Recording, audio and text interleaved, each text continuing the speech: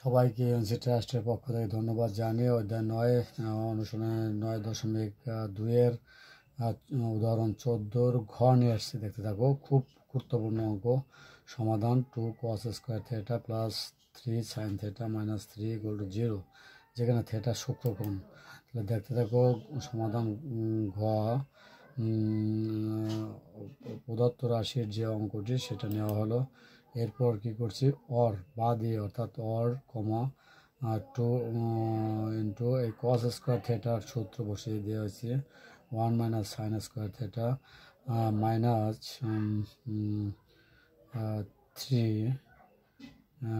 3 আর এখানে 3 sine theta সাজিয়ে লেখা হয়েছে। এরপর দেখতে থাকো, টু ঠিক থাকলো। এইটা কিন্তু A plus square minus B square সূত্রে যায়, A plus B into A minus B.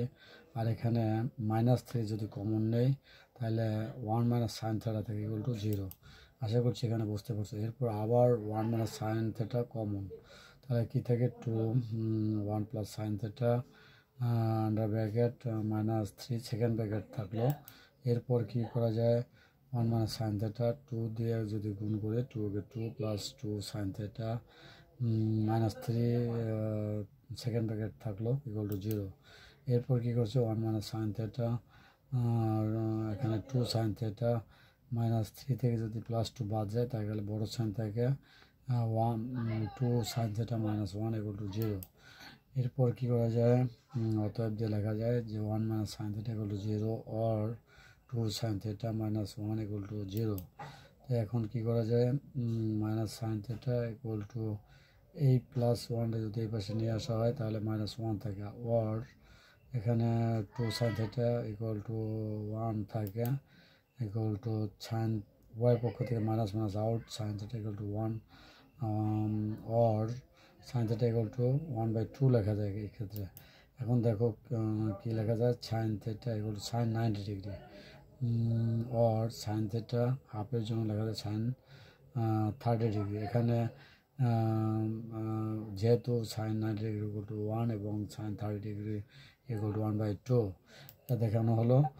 তাহলে এখানে sine out theta =90 degree or sine out theta =30 degree.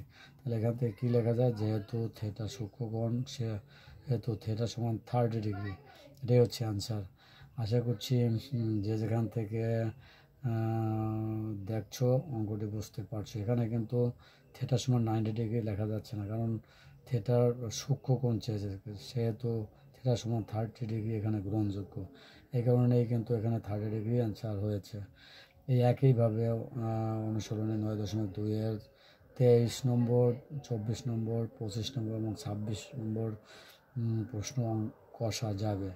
যে যেখান থেকে ভিডিও ক্লাসটি দেখছো আশা করছি তোমরা ভালোভাবে বুঝতে পারছো, সুন্দরভাবে বুঝতে পারছো। সবাইকে ধন্যবাদ জানিয়ে ক্লাসটি এখানে শেষ করি। ধন্যবাদ সবাইকে।